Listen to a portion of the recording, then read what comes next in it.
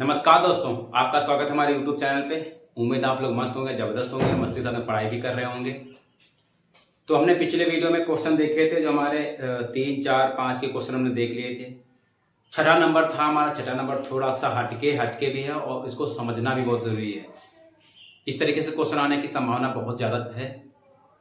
तो वीडियो को ध्यान समझें, अंत तक जरूर देखें। जो लोग चैनल पर नया है, चैनल को सब्सक्राइब भी करें। तो देखते हैं, ये जो हमारा क्वेश्चन नंबर 6 है, इसको ध्यान से समझेंगे। तो स्टार्ट करते हैं। कह रहा एक रैखिक समीकरण 2x + 3y - 8 = 0 दी गई है, तो दो चरों में एक ऐसी और रैखिक समीकरण लिखिए ताकि प्राप्त युग्म का ज्यामितीय निरूपण जैसा कि पहला प्रच्छेद करती रेखाएं हो। यानी अगर हमको प्रच्छेद करती हो या समांतर हो या अद्वितीय हल हो, कुछ भी हो, उसके लिए हमें दो समीकरण जरूरत होते हैं। दो जरूरत होते हैं। उसने सवाल में सिर्फ एक दिया है। अब उसने कहा है एक चरों वाली एक ऐसी और समीकरण लिखिए, यानी अपने आप हमको समीकरण बनाना है। ठीक है, अब समीकरण बनाएंगे कैसे, वो ध्यान से समझिएगा। यहां पे प्रतिच्छेद करता है, इसका मतलब क्या है, इसके अनेक हल नहीं है, अद्वितीय हल है। और अद्वितीय हल में क्या होता है, a1/a2 does not equal to b1/b2 होता है। ये तो पता है। तो इसको देखते हैं। प्रच्छेद में होता है हमारा a1/a2 does not equal to b1/b2, ये होता है। अगर हमारा समीकरण एक ये लिखा है 2x + 3y - 8 = 0, तो यहां से a1 कितना आ जाएगा हमारा 2, b1 कितना आ जाएगा 3 और c1 कितना आ जाएगा -8 आ जाएगा। यहां तो हो गया हमारा। अब यहां पे हम a2 कैसे निकालेंगे उसको देखिए। अच्छा, अगर यहां से मान रखें 2/a2 हो जाएगा, does not equal to b1 कितना हो जाएगा, b1 3 हो गया बटे b2।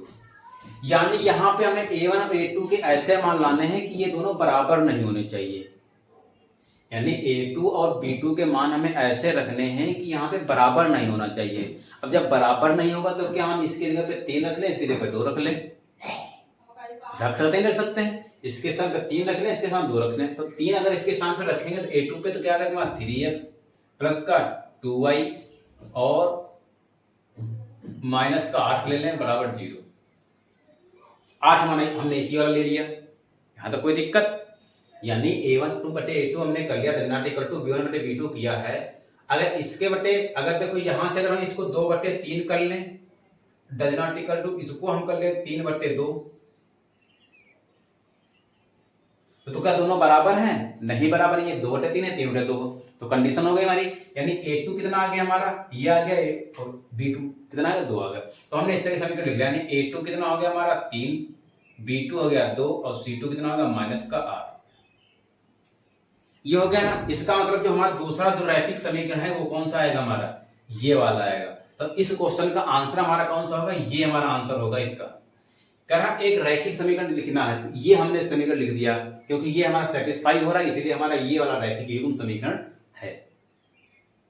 तो उम्मीद दोस्तों समझ में आया होगा। उसके बाद दूसरा नंबर कह रहा है कि समांतर रेखाएं हो। कैसी रेखाएं हो, समांतर रेखाएं हो। तो इसको भी देखते हैं। तो उम्मीद समझ में आ गया। स्क्रीनशॉट ले लें इसका, स्क्रीनशॉट ले लिया होगा।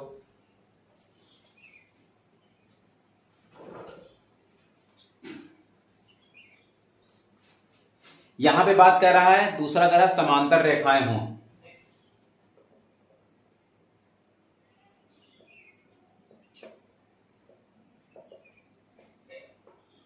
समांतर रेखाएं हों। समांतर रेखाओं में क्या होता है कि इसके अनेक हल नहीं हो। यानी a1/a2 बराबर b1/b2 does not equal to c1/c2। यानी a1/a2 बराबर होना चाहिए, b1/b2 बराबर होना चाहिए, लेकिन c1/c2 बराबर नहीं होना चाहिए। अच्छा, तो यहां से लिखते हैं पहले समीकरण। यानी a1/a2 बराबर b1/b2 does not equal to c1/c2। यानी ये दोनों पक्ष बराबर होने चाहिए और ये वाले बराबर नहीं होने चाहिए। तो देखो a1 कितना दिया गया हमारा 2 दिया गया बटे a2 बराबर b1 कितना दिया 3/b2 does not equal to c1 कितना देगा -8/c2, ये दिया गया है। यानी यहां पे दोनों के बराबर डालने हैं। बराबर कब आएंगे, या तो यहां पर a2 को हम 4 मान लें, a2 को अगर हम 4 मान लें, b2 को 6 मान लें, ठीक है, और c2 को मान लें हम -9 मान लें, क्योंकि इसके बराबर लाना नहीं है। अगर इसको हम काटेंगे, 2 एकम 2 दूनी 4, 3 एकम 3 दूना 6, तो देखो 1 बटे 2 यहाँ भी, 1 बटे 2 यहाँ भी, ये दो बराबर हो गए, लेकिन ये हमारा 8 बटे 9 ही बराबर नहीं होगा। तो इसका मतलब क्या हो सकता है यहाँ पर ये हो सकता है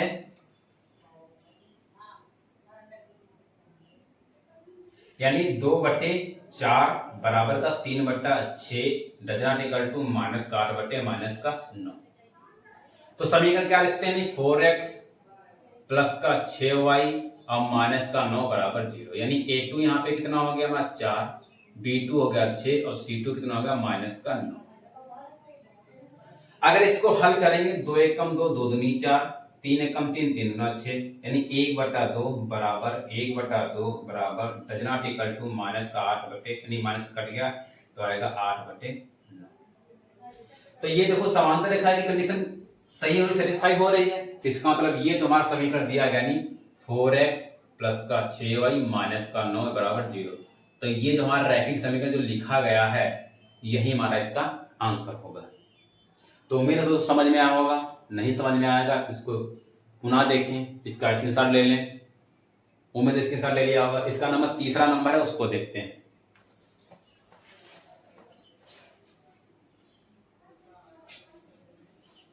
तीसरा नंबर कह रहा है संपाती हूं। क्या हूं? संपाती हूं।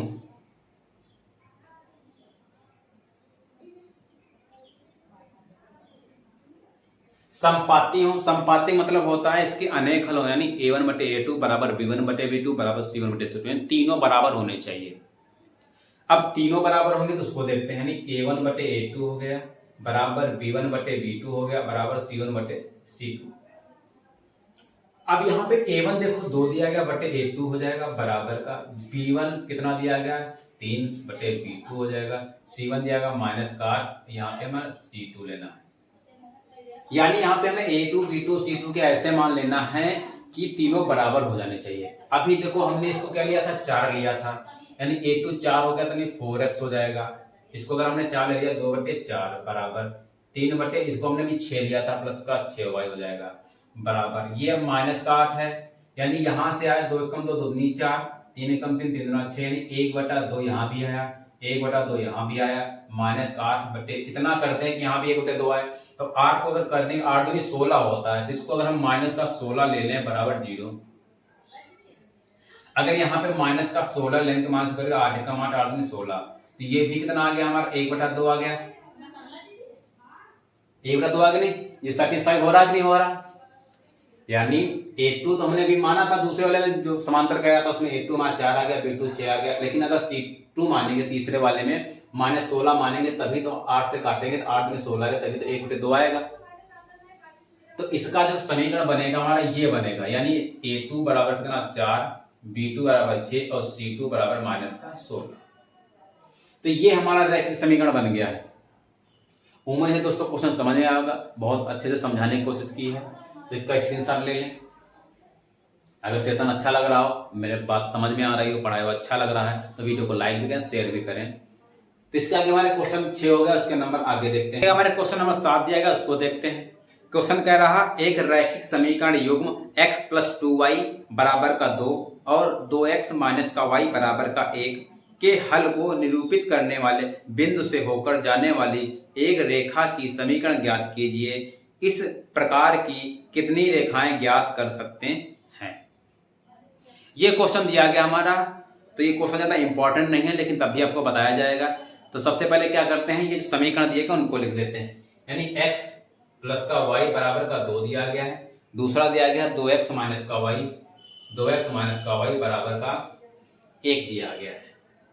तो सबसे पहले यहां से हम x और y के मान निकालेंगे, x और y के मान निकालेंगे। तो x y मान के निकालने के लिए क्या करेंगे, समीकरण को क्या करेंगे, समीकरण 1 हो गया, ये समीकरण 2 हो गया। तो यहाँ पे लिखेंगे जोड़ने पर,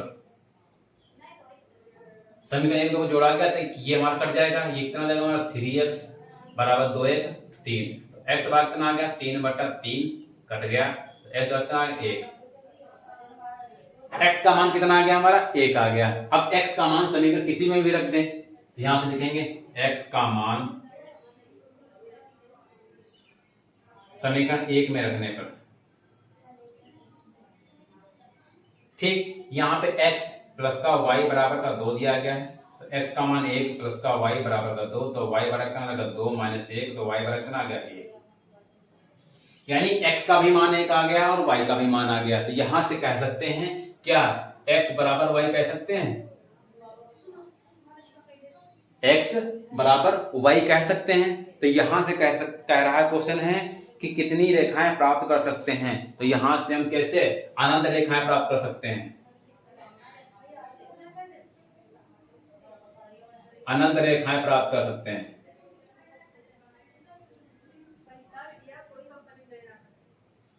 अनंत रेखाएं प्राप्त कर सकते हैं। तो इसमें क्वेश्चन हमारा यही पूछा जा रहा था और उसमें यह भी कह रहा है कि बिंदु से होकर जाने वाले एक रेखा की समीकरण ज्ञात करना है।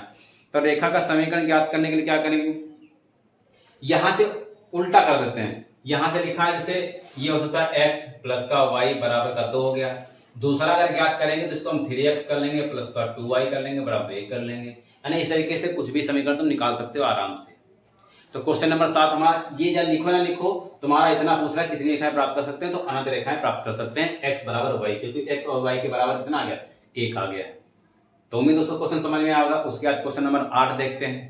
तो इसके आगे हमारा क्वेश्चन नंबर 8 है, उसको देखते हैं। इसमें क्वेश्चन 8 में कह रहा है ये जो हमारे निम्नलिखित समीकरण निकायों में से प्रत्येक निकाय के बारे में बताइए कि किसका अद्वितीय हल है, किसका कोई हल नहीं है, किसका अनेक हल है। तो यानी क्या निकालना, हल बताना है कि अद्वितीय हल है कि अनंत हल है कि इसके अनेक हल है, ये बताना हमें। सॉरी अनेक हल नहीं, इसके अनेक हल नहीं है। ठीक है, इस तरीके से हम क्वेश्चन कर चुके हैं। कैसे कर चुके हैं, जो हमारे 2 नंबर में उस 3 नंबर में 4 नंबर में इस तरीके से हम संगत असंगत वाला सब कर चुके हैं। सेम उसी तरीके से है। तो इसका हम 8 नंबर का तीसरा क्वेश्चन है, वो थोड़ा कठिन लग रहा है आप लोगों को, भिन्न के रूप में दिया गया है, उसको करवा दे रहे हैं। फिर उसमें चौथा नंबर भी सेम उसी तरीके से है, तो एक करवा दे हैं, 3 नंबर करवा दे रहे हैं। इसके बाद उसकी प्रैक्टिस करना आप लोग। तो देखते हैं 3 नंबर। तो यहां से देखो क्या करें, यहां से अगर a1 निकालेंगे कितना 6 आएगा, b1 कितना आएगा 5, नहीं सबसे पहले इसको क्या निकालते हैं समीकरण, 6x प्लस का 5y माइनस 11 बराबर 0 हो जाएगा। तब a1 बराबर 6, b1 बराबर 5 और c1 बराबर माइनस का 11। यहां से इसको हल करेंगे, इसके नीचे एक होता हमेशा, अगर इसका लासा लेंगे तो कितना आएगा 2, 2 × 18x प्लस का 15 कम 15y बराबर का 21। तिरछी गुणा कर देंगे तो 18x प्लस का 15y बराबर 21 गुना 42, तो 18x प्लस का 15y माइनस का 42 बराबर का 0। उम्मीद है लगभग में समझ नहीं आया होगा, फिर से देख लेते हैं। कोई भी संख्या हो तो उसके नीचे एक होता है। यहाँ से हमने इसका लासा 2 1 कम 2 कर लिया, फिर 2 से इसकी गुणा 2 × 18, फिर 1 से इसकी गुणा 15y बराबर 21। यहाँ से तिरछी गुणा कर लेंगे, 1 से इसकी गुणा करेंगे तो वही आएगा, 2 से इसकी गुणा करेंगे 21 गुना 42 होता है। 42 को इधर लाएंगे, समीकरण बना लिया। यहाँ से होता है हमारा a2 बराबर का 18, b2 बराबर का 15 और c2 बराबर माइनस का 42। अब यहाँ पे कह रहा है क्या हल है या नहीं हल है। तो सबसे पहले हमारी कंडीशन यही आती है कि प्रतिच्छेद करते हैं कि नहीं करते हैं, एक तरफ से देखते हैं। तो पहला हमारा a1 बटे a2 does not equal to b1 बटे b2। तो a1 कितना 6 दिया गया, a2 कितना देगा 18, does not equal to b1 कितना देगा 5, ये कितना देगा 15। 6 कम 6 6 18, 5 कम 5 15, यानी 1 बटे 3 डज नॉट इक्वल टू 1 बटे 3। ये कंडीशन फेल हो गई। क्यों, इसमें कहता है कि दोनों पक्ष बराबर नहीं होने चाहिए, लेकिन यहाँ पे दोनों पक्ष बराबर हो गए, इसका मतलब प्रतिच्छेद नहीं, यानी इसका अद्वितीय हल नहीं है। उसके बाद हमारा अनेक आता है, हमारा कोई हल नहीं। इसके बाद क्या था, कोई हल नहीं आता। कोई हल में क्या होता है हमारा a1 बटे a2 बराबर का b1 बटे b2 does not equal to c1 बटे c2 होता है। तो a1 a2 हमने निकाले के आया था 1 बटे 3 डायरेक्ट रख लिया हमने। b1 बटे b2 ये भी हमारा 1 बटे 3 आएगा, does not equal to c1 कितना हमारा आएगा माइनस का 11 और c2 कितना माइनस का 42, माइनस कट गया, यानी 1 बटे 3 बराबर 1 बटे 3 डज नॉट इक्वल टू 11 बटे 42।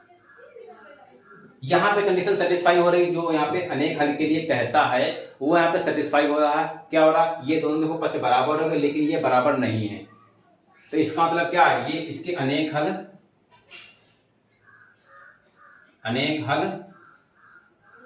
नहीं है। तो इस क्वेश्चन का आंसर क्या जाएगा, यही हो जाएगा। तो उम्मीद दोस्तों क्वेश्चन समझ में आएगा, इस तरीके से लगवा चुके हैं। उसके बाद हमारा क्वेश्चन नंबर 9 है। क्वेश्चन नंबर 9 में भी सेम उसी तरीके से कह रहा है, संपाती हैं समांतर हैं। क्वेश्चन नंबर जो 9 है क्वेश्चन नंबर 2 के तरीके से सेम बिल्कुल है। उसके बाद क्वेश्चन नंबर 10 है, उसमें भी सेम उसी तरीके संगत संगत निकालना है।